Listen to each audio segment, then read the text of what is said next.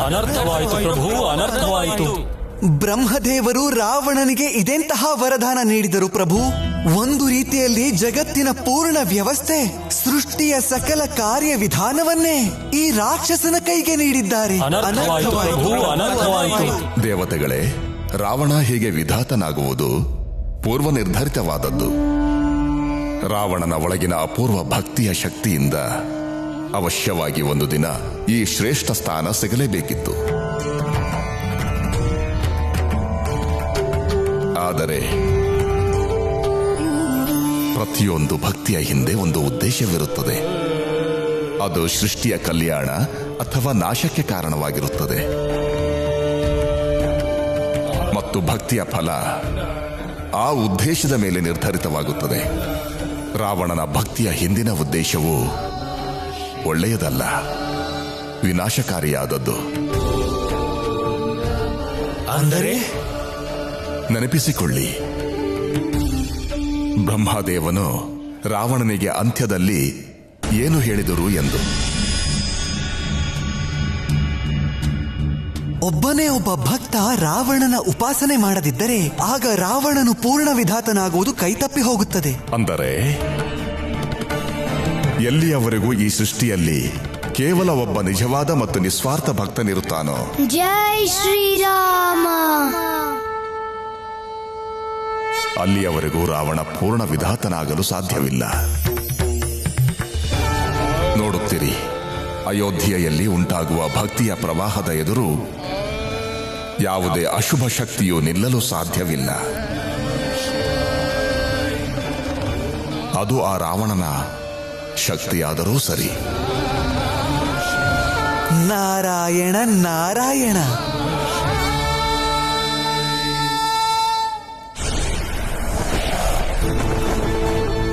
ಅಯೋಧ್ಯೆಯ ರಘುವಂಶ ದೀಪ ಬೆಳಗಿತು ಎಲ್ಲೆಲ್ಲೂ ಸಂಭ್ರಮದಿ.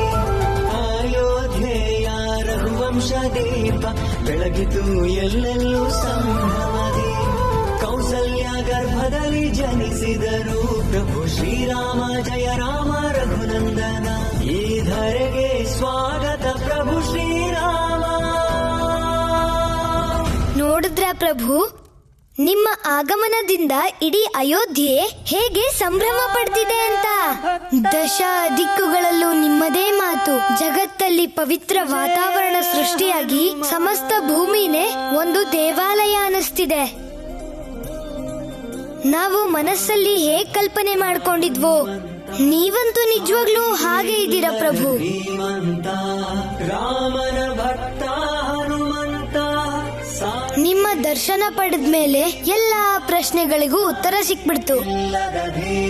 ನಾವು ಅಯೋಧ್ಯೆಗೆ ಬಂದಿದ್ದ ಕಾರ್ಯ ಸಫಲವಾಯಿತು, ಮತ್ತೆ ನಮ್ಮ ಜೀವನದ ಉದ್ದೇಶವು ಸ್ಪಷ್ಟವಾಯಿತು. ರಾಮನ ಭಕ್ತ ಜಯ. ಇನ್ನು ನಮ್ಮ ಜೀವನದ ಅಂತ್ಯದವರೆಗೂ ನಿಮ್ಮ ಚರಣಗಳ ಬಳಿ ಇದ್ದು ನಿಮ್ಮ ಸೇವೆ ಮಾಡಬೇಕು ಪ್ರಭು. ನಿಮ್ಮಲ್ಲಿ ನಮ್ಮದೊಂದು ವಿನಂತಿ ಇದೆ ಪ್ರಭು. ಅದೇನೆಂದರೆ, ನಿಮ್ಮ ಈ ಭಕ್ತನನ್ನ ಎಂದಿಗೂ ದೂರ ಮಾಡಬೇಡಿ ಪ್ರಭು. ನಿಮ್ಮನ್ನು ಬಿಟ್ಟು ನಾವು ಎಂದಿಗೂ ಇರೋದಿಲ್ಲ ಶ್ರೀರಾಮ.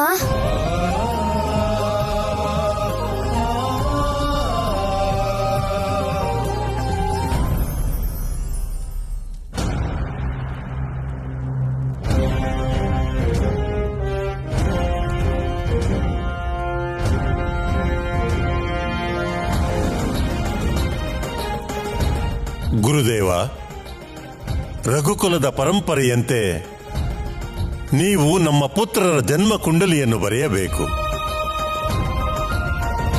ಅದರ ಜೊತೆಗೆ ನಾಮಕರಣದ ಮುಹೂರ್ತವನ್ನು ನಿಗದಿಪಡಿಸಬೇಕು. ಅವಶ್ಯವಾಗಿ ಮಹಾರಾಜ, ತಕ್ಷಣವೇ ನಾವು ತಯಾರಿ ನಡೆಸುತ್ತೇವೆ.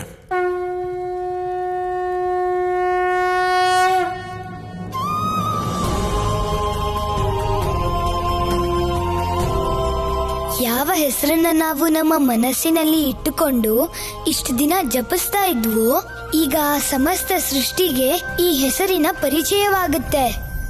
ಸಂಪೂರ್ಣ ಸೃಷ್ಟಿಗೆ ಈಗ ತಿಳಿಯಲಿದೆ ನಮ್ಮ ಪ್ರಭುಗಳ ಹೆಸರು. ಜೈ ಶ್ರೀರಾಮ. ಪ್ರಣಾಮಗಳು ಪ್ರಭು.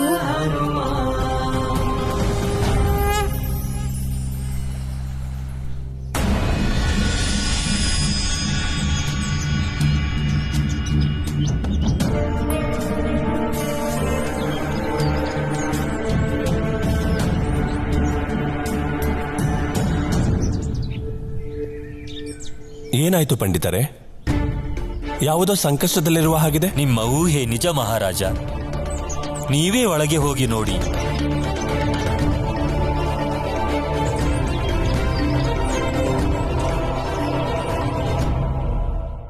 ನೋಡಿ ಮಹಾರಾಜ,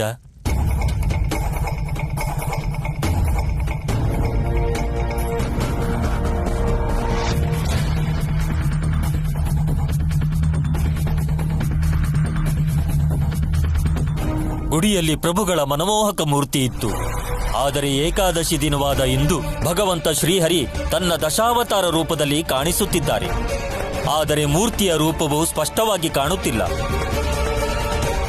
ಇದು ಸಹ ನಮ್ಮ ಪ್ರಭುಗಳ ಲೀಲೆಯಾಗಿರಬಹುದು. ಹಾಗೂ ನಾವು ಈ ಮೂರ್ತಿಯನ್ನೇ ಪೂಜಿಸೋಣ. ಬನ್ನಿ ದೇವಿ.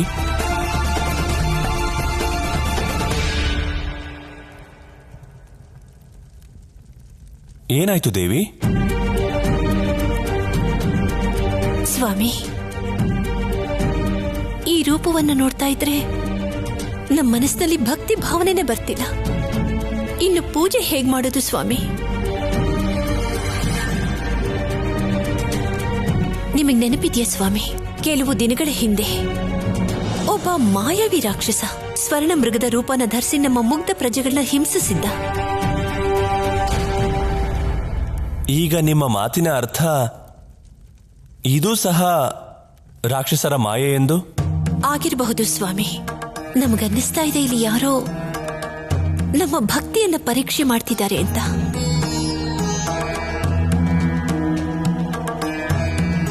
ನಮಗೂ ಹಾಗೆ ಅನಿಸುತ್ತಿದೆ ಮಹಾರಾಜ. ನನಗೇನ್ ಅನಿಸ್ತಿದೆ ಅಂದ್ರೆ, ಈ ರೂಪವನ್ನು ನಾವು ಪೂಜೆ ಮಾಡೋದ್ರಿಂದ ಸುಮೇರುವಿಗೆ ಯಾವುದಾದ್ರೂ ಸಂಕಟ ಬರಬಹುದಾ ಅಂತ.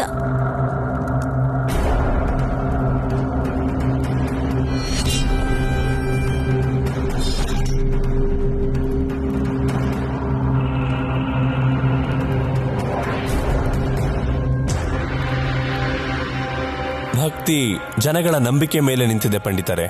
ನಾವು ಈ ವಿಷಯವನ್ನು ನಮ್ಮ ಗುರುದೇವ ಋಷಿ ಮತಂಗರೊಂದಿಗೆ ಚರ್ಚಿಸಬೇಕು. ಆಗಲೇ ನಾವು ನಿರ್ಧರಿಸಲು ಸಾಧ್ಯ. ನಂತರವೇ ಈ ಮೂರ್ತಿಯನ್ನು ಪೂಜಿಸಬೇಕೇ ಅಥವಾ ಬೇಡವೇ ಎಂದು ನಮಗೆ ತಿಳಿಯುವುದು.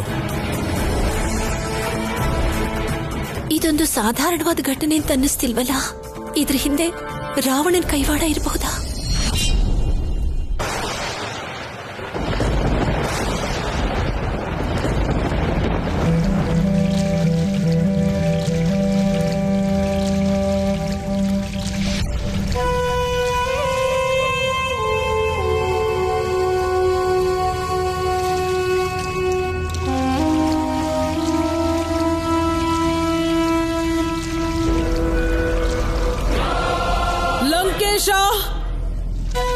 ಲಂಕೇಶ, ಪುತ್ರ ಲಂಕೇಶ. ಪ್ರಣಾಮಗಳು ಮಾತೆ. ನೀವು ರಾವಣನ ಶೃಂಗಾರ ಸ್ನಾನಕ್ಕೆ ಅಡ್ಡಿಪಡಿಸಿದ್ದೀರಿ. ಅಂದರೆ ಯಾವುದೋ ಮಹತ್ ಕಾರ್ಯವಿರಬೇಕು. ಹೇಳಿ ಮಾತೆ, ಈಗ ಒದಗಿರುವ ಆಪತ್ತೇನು? ನಿಮ್ಮನ್ನು ಭೀತಿಗೊಳಿಸಿ ಇಲ್ಲಿಯವರೆಗೂ ಕರೆತಂದ ಆ ಸಂಕಟವಾದರೂ ಯಾವುದು? ನರ ಮತ್ತು ವಾನರರ ಮಿಲನವಾಗುತ್ತಿದೆ.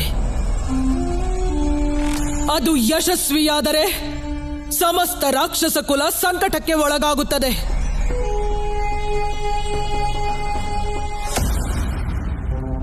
ನರ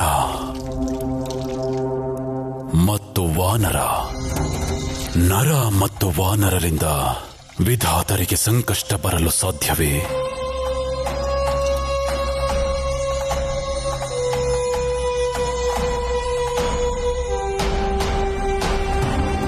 ಯಕ್ಷ ಕಿನ್ನರರು, ಗಂಧರ್ವರು ಅಥವಾ ಮತ್ತಾರಿಂದಲಾದರೂ ಸಂಕಷ್ಟವಿದ್ದರೆ ಚಿಂತಿಸಬೇಕಿತ್ತು ಮಾತೆ. ಆದರೆ ಯಕಶ್ಚಿತ್ ವಾನರ. ಅವರನ್ನು ಕಡೆಗಣಿಸುವುದು ಬೇಡ ಎನ್ನುವ ಸಂಕೇತ ಮೊದಲೇ ಸಿಕ್ಕಿದ ಪುತ್ರ. ಅವರಿಂದ ಏನೋ ಸಂಕಷ್ಟ ಎದುರಾಗಲಿದೆ ಎಂದು ನನಗನಿಸುತ್ತಿದೆ. ನಿಮ್ಮ ಪುತ್ರ ರಾವಣನ ಶಕ್ತಿ ವಿಷ್ಣುವಿಗಿಂತಲೂ ಅಧಿಕವಾಗಿದೆ ಮಾತೆ.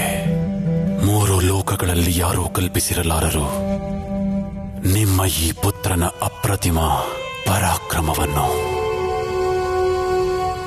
ಈಗ ಎಲ್ಲರಿಗೂ ಒಂದೇ ಚಿಂತೆ, ಎಲ್ಲಿ ವಿಧಾತ ರಾವಣರ ಕ್ರೂರ ದೃಷ್ಟಿ ತಮ್ಮ ಮೇಲೆ ಬೀಳುತ್ತದೋ ಎಂದು. ನೀವು ನಿಮ್ಮ ಚಿಂತೆಯನ್ನು ತ್ಯಜಿಸಿ ಮಾತೆ.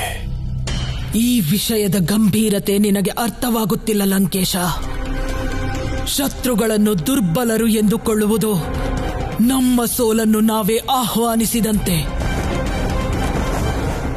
ಇದು ಪ್ರಭುಗಳಿಗೆ ಅರಮನೆಯಲ್ಲಿ ಮೊದಲನೇ ದಿನ. ಅವರು ಅರಮನೆಗೆ ಹೊಂದ್ಕೊಂಡಿದರೋ ಇಲ್ವೋ, ಮಧ್ಯರಾತ್ರಿ ಆಗಿದೆ, ಅವ್ರಿಗೆ ನಿದ್ದೆ ಬಂದಿದ್ಯೋ ಇಲ್ವೋ ಅಂತ ಗೊತ್ತಿಲ್ಲ. ನಾವ್ ಹೋಗಿ ನೋಡ್ಬೇಕು. ಹೀಗೇನಾದ್ರೂ ಇರಬಹುದಾ? ಕೌಸಲ್ಯ ಮಾತೆ ನಿದ್ದೆ ಮಾಡ್ತಿರ್ಬಹುದು, ಮತ್ತೆ ಪ್ರಭುಗೆ ಎಚ್ಚರ ಆಗಿರಬಹುದಾ? ಅವ್ರಿಗೇನಾದ್ರೂ ನಮ್ಮ ಅವಶ್ಯಕತೆ ಇರಬಹುದಾ? ನಮ್ಮನ್ನ ನೆನಪು ಮಾಡ್ಕೊಂಡು ಕರೀತಿರ್ಬಹುದಾ? ಅವ್ರಿಗೇನಾದ್ರೂ ಹಸುವಾದ್ರೆ ಯಾರಿಗೆ ಹೇಳ್ತಾರೆ? ಇಲ್ಲ ಇಲ್ಲ, ನಾವೀಗ್ಲೇ ಒಳಗ್ ಹೋಗಿ ಪ್ರಭುಗಳನ್ನ ನೋಡ್ಬೇಕು.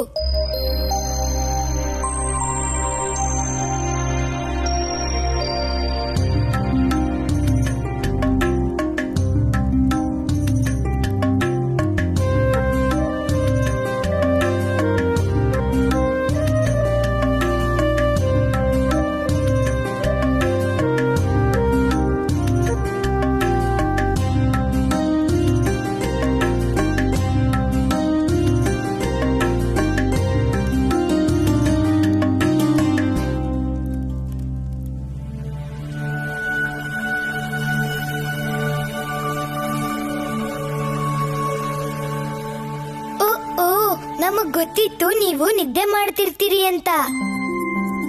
ದಿನ ಪೂರ್ತಿ ಅವ್ರ ಜೊತೆ ಇವ್ರ ಜೊತೆ ಆಟಾಡಿ ಸುಸ್ತಾಗಿರ್ತೀರಾ, ಅದಕ್ಕೆ ವಿಶ್ರಾಂತಿ ಪಡಿತಾ ಇದ್ದೀರಾ ಅಲ್ವಾ?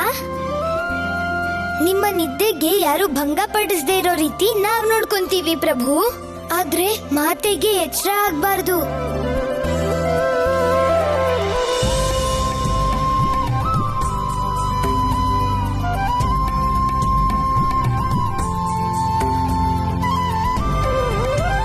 ನೀವು ಸರಿಯಾಗೇ ಮಾಡಿದ್ರಿ ಪ್ರಭು. ಮಾತೆ ಈಗ ಗಾಢ ನಿದ್ರೆಗೆ ಜಾರಿದ್ರು. ಈಗ ನಾವು ನಿಶ್ಚಿಂತೆಯಾಗಿ ನಿಮ್ಮ ದರ್ಶನ ಪಡಿಬಹುದು. ಪ್ರಭು, ನೀವು ಮಲಗಿದ್ದಾಗ ಎಷ್ಟು ಸುಂದರವಾಗಿ ಕಾಣ್ತೀರಾ ಗೊತ್ತಾ? ನಾವ್ ಹೀಗೆ ನಿಮ್ಮನ್ನ ನೋಡ್ತಾ ನೋಡ್ತಾ ಯುಗ ಯುಗಗಳು ಕಳೆದ್ರೂ ನಮಗ್ ಗೊತ್ತೇ ಆಗೋದಿಲ್ಲ. ನಿದಿರೆಗೆ ಜಾರಿದ ಪ್ರಭು ಶ್ರೀರಾಮ, ಹಾಲುಗೆನ್ನೆಯ ವದನದ ಕಾಂತಿ, ಅಂದವೇ ಅಂದ ಪ್ರಭುವಿನ ನಿದಿರೆ, ನೋಡುವ ಭಾಗ್ಯವೇ ಪಾವನದಾಯಕ. ರಾಮ ಶ್ರೀರಾಮ ಶ್ರೀರಾಮ ಜಯ ಜಯ ರಾಮ.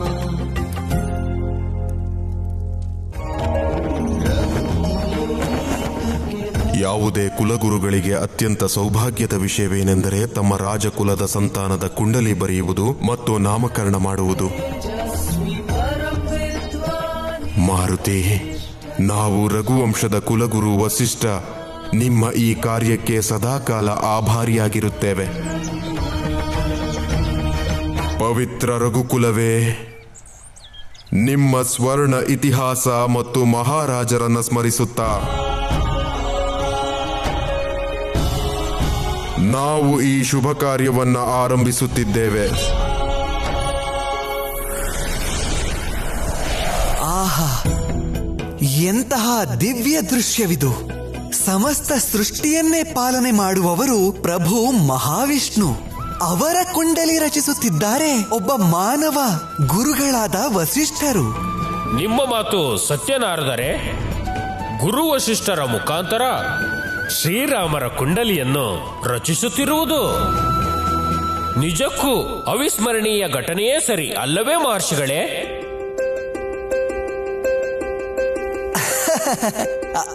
ಆದರೆ ಪ್ರಭು, ನಿಮ್ಮ ಮುಖದಲ್ಲಿ ಕಾಣುತ್ತಿರುವ ಈ ಮಂದಹಾಸ ಬೇರೆ ವಿಷಯವನ್ನೇ ವರ್ಣನೆ ಮಾಡುತ್ತಿದೆ. ನಾರಾಯಣ ನಾರಾಯಣ. ದೇವರ್ಷಿಗಳೇ, ಪ್ರಭುಗಳ ಮನಸ್ಸಿನಲ್ಲಿರುವ ಭಾವನೆಯೇ ಅವರ ಮುಖದಲ್ಲೂ ಎದ್ದು ಕಾಣುತ್ತಿದೆ.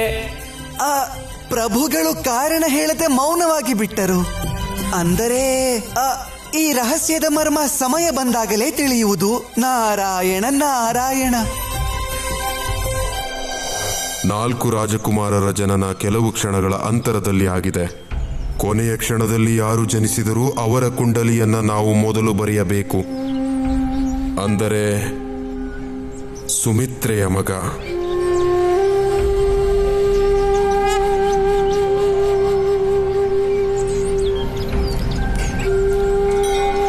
ಚೈತ್ರ ಶುಕ್ಲ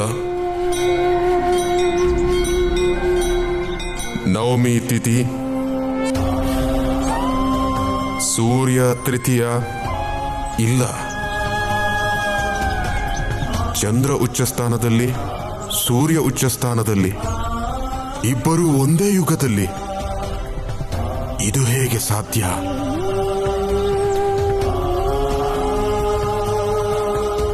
ಒಂದು ಕೆಲಸ ಮಾಡೋಣ. ಸರ್ವಪ್ರಥಮವಾಗಿ ಜ್ಯೇಷ್ಠ ಕುಮಾರನ ಕುಂಡಲಿಯನ್ನ ಬರೆಯೋಣ. ಅಂದರೆ ಕೌಸಲ್ಯೆಯ ಪುತ್ರ.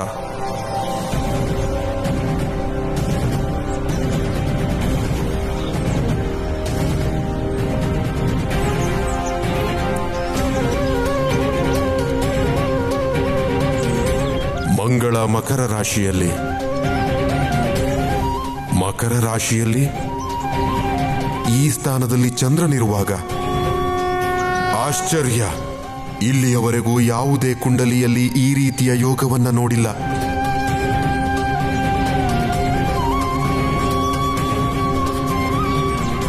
ನಮ್ಮಿಂದೇನು ತಪ್ಪಾಗುತ್ತಿಲ್ಲ ತಾನೆ?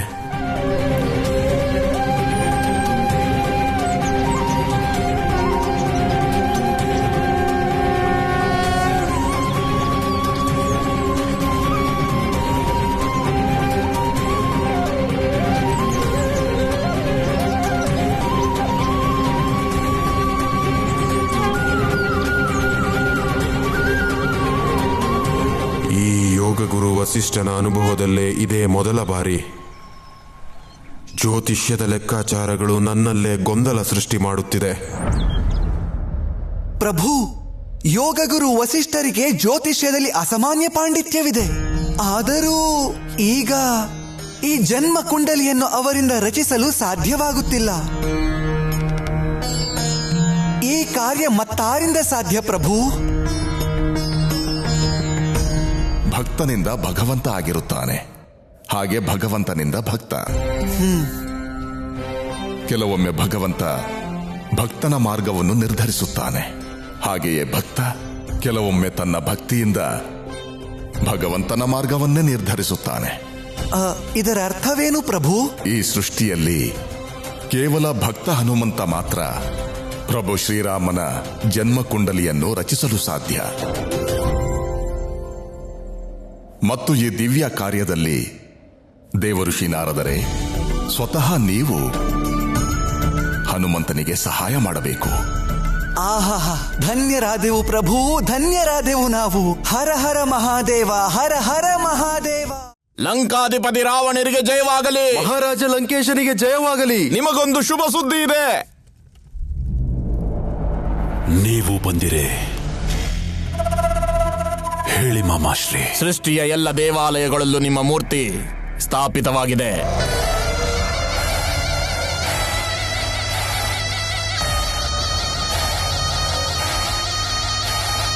ಆದರೆ ಜನಗಳಿನ್ನೂ ವಿಧಾತ ರಾವಣನ ಪೂಜೆ ಮತ್ತು ಅರ್ಚನೆಯನ್ನು ಆರಂಭಿಸಿಲ್ಲ.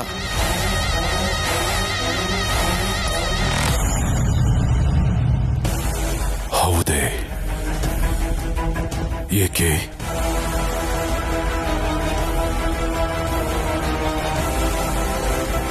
ಏಕೆಂದರೆ ಜನಗಳ ಮನಸ್ಸಿನಲ್ಲಿ ವಿಧಾತ ರಾವಣನ ಮೇಲೆ ಭಕ್ತಿ ಹುಟ್ಟಿಲ್ಲ, ಭಯವಷ್ಟೇ ಇದೆ.